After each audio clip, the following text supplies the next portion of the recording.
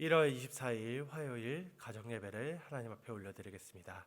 사도신경으로 신앙 고백합니다. 나는 전능하신 아버지 하나님 전지의 창조주를 믿습니다.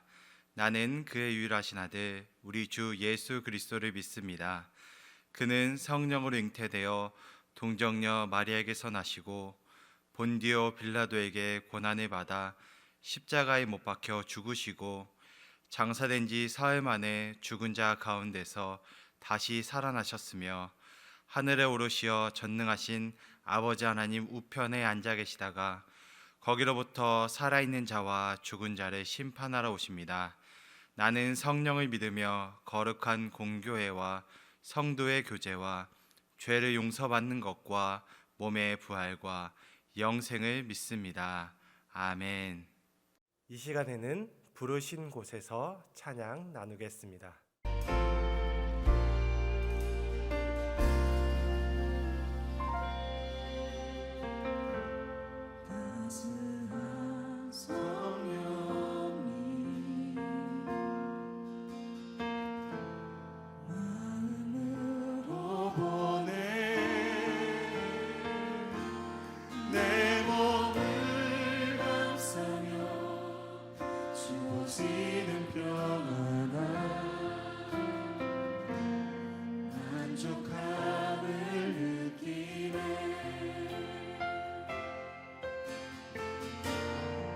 사랑과 진리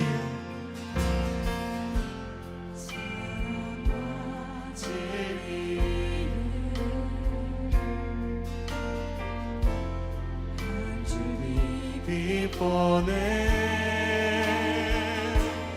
내 몸을 감싸며 주어지는 평안에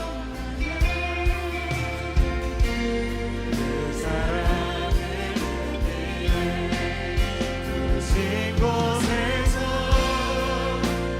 나를 예배하네.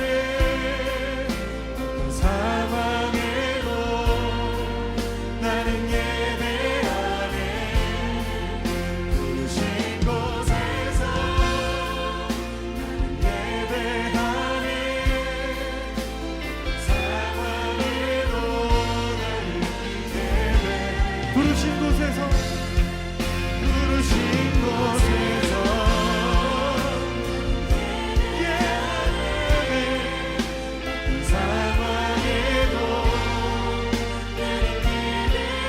나는 주님 안에 있습니다. 주님의 사랑 안에 있습니다. 주님 진리로 나의 삶을 인도하여 주시옵소서.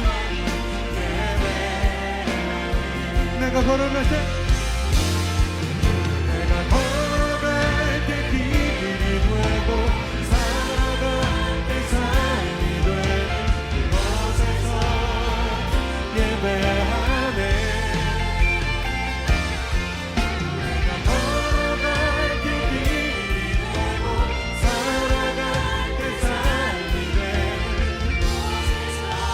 믿음으로 나아갑시다. 목소리로 내가 걸어갈 때. 오늘 우리 가정에 허락하신 하나님의 말씀은 마태복음 3장 16절에서 17절의 말씀입니다. 예수께서 세례를 받으시고 곧 물에서 올라오실새 하늘이 열리고 하나님의 성령이 비둘기같이 내려 자기 위에 임하심을 보시더니 하늘로부터 소리가 있어 말씀하시되 이는 내 사랑하는 아들이요 내 기뻐하는 자라. 사람과 사람 사이에는 약속이라는 것이 필요합니다. 약속을 통해서 우리는 서로 간에 신뢰를 쌓을 수 있고 서로 간의 믿음을 확인할 수 있습니다. 이 약속은 인간과 인간 사이에만 있는 것은 아니고 하나님과 사람 사이에도 동일하게 약속이 있음을 우리가 성경을 통해서 알 수 있습니다. 우리가 하나님을 믿는다라고 하는 이 약속을 우리는 세례라고 하는 것을 통해서 확실히 그 약속이 지켜진다. 그 약속이 다른 사람들 앞에서 신실하게 이어져 갈 것이다 라고 확인하는 작업이 바로 세례라고 하는 것입니다. 오늘 예수님도 세례를 받으셨습니다. 세례를 받으신 예수님은 하늘과의 약속, 즉 하나님과의 약속을 모든 사람들의 앞에 증인으로서 세우고 또 그것을 요단강에서 세례 요한을 통해서 받으셨습니다. 그로 말미암아 예수님도 세례를 통해 하나님과의 약속을 이어가는 그 귀한 사람임을 드러내셨습니다. 사실 예수님은 하나님으로서 하나님의 그 약속을 받는 세례가 필요 없었을 수도 있었습니다. 하지만 사람 앞에 예수님은 모범과 또 표지를 남기기 위해서 먼저 세례를 받으셨습니다.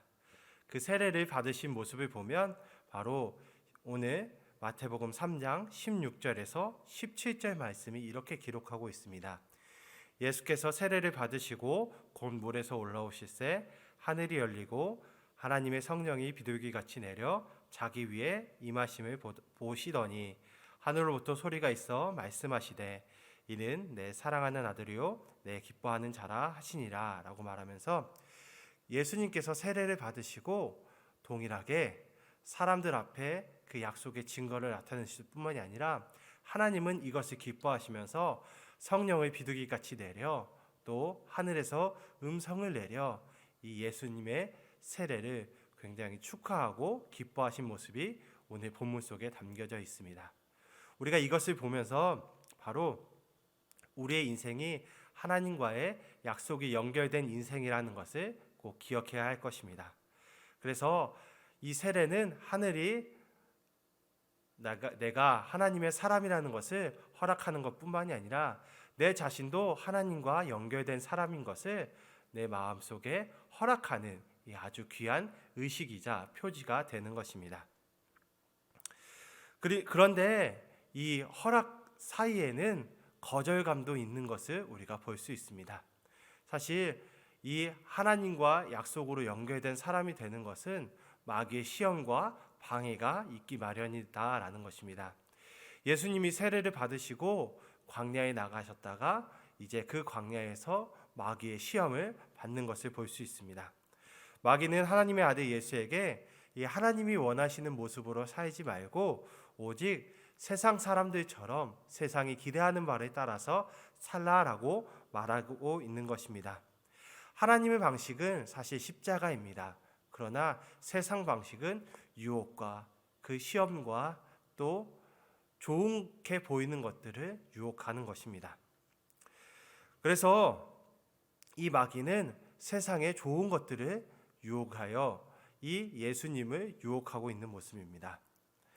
다만 섬기라라고 하면서 우리 예수님이 하나님 앞에 나아가는 것을 방해하면서 광야와 성전 꼭대기와 높은 산을 시험의 장소로 택하게 됩니다. 높이 오를수록 마음을 지키기가 어렵다라는 것을 이 사단이 알고 있었습니다. 그리고 예수님께 왕관을 내밀어 마귀의 유혹을 계속 받게 하셨습니다. 그래서 세상의 굶주림도 예수님께 당하게 하셨고 세상의 모든 영광을 예수님께 주겠다 하여 이 시험을 계속 이어나가는 것입니다. 모든 시험에 예수님은 거절하셨습니다. 그 시험을 이기는 비결은 바로 예수님께서 그 시험을 이기는 말씀을 통해서 마귀의 유혹을 이기신 것을 볼 수 있습니다. 예수님께서는 기록되었으되라고 하는 말을 마태복음 4장에서 반복적으로 말하면서 이 구약 성경의 하나님의 말씀을 통해서 마귀가 시험할 때마다 그 모든 시험을 이기는 것을 볼 수 있습니다. 우리가 말씀으로 이 마귀의 시험을 이길 수 있다는 것은 바로 예수님께서 우리에게 먼저 보여주신 모범을 통해 알 수 있습니다. 우리가 이렇게 하나님의 약속과 연결되어 있는 사람이라면 그 약속을 지키는 비결은 오직 하나, 말씀으로 이 마귀의 유혹과 시험을 이길 수밖에 없다라는 것입니다.